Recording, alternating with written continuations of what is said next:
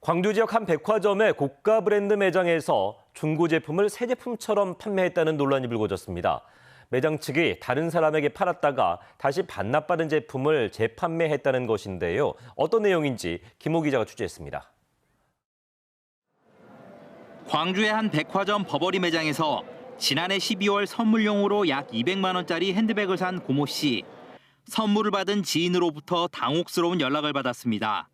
핸드백 안에 낯선 사람의 구매 이력이 담긴 보증서가 들어있었다는 건데 2달 전 다른 사람이 샀다가 반납한 제품이었습니다.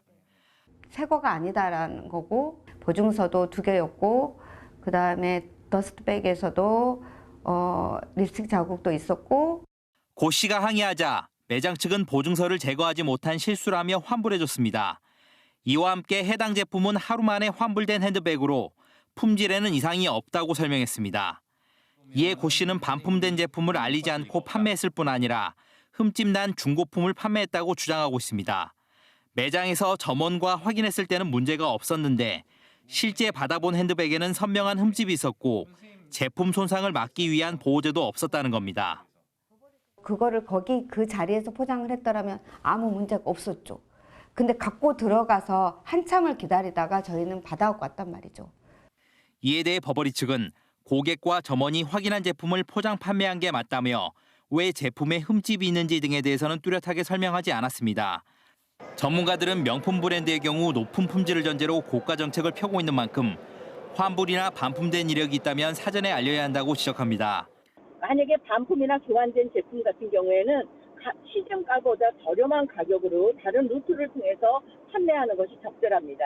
소비자한테 알리지 않고 완전히 신제품인 것처럼 판매하는 것은 소비자를 기만하는 행위다.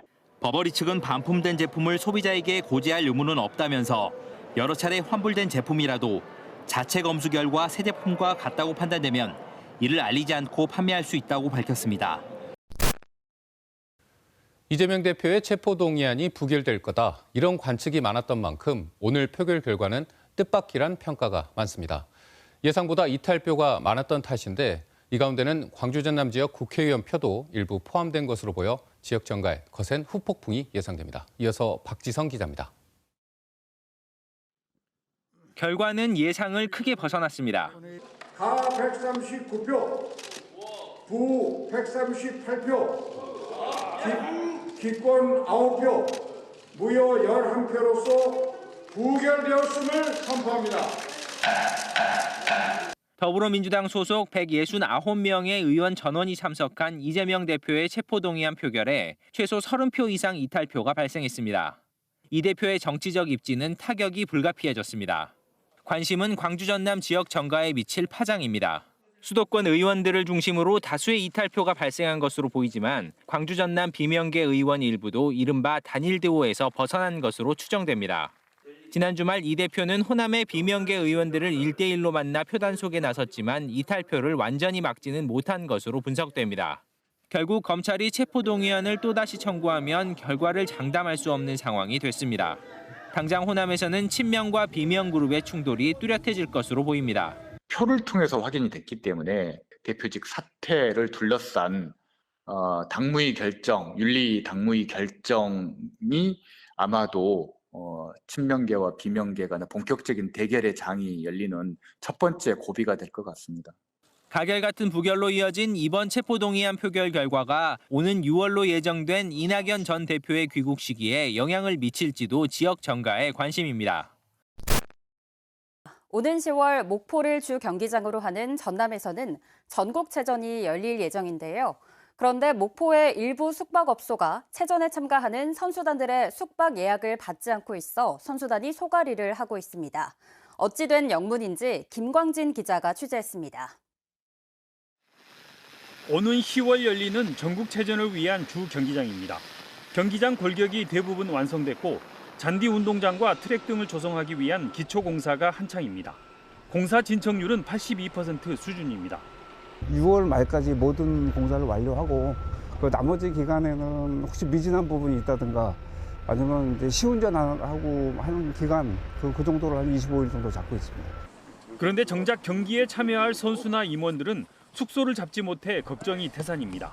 작년부터 올 지금 초까지 다 돌아다녔는데 지금 숙박업소 업주들이 아직 방 예약은 안 받는다.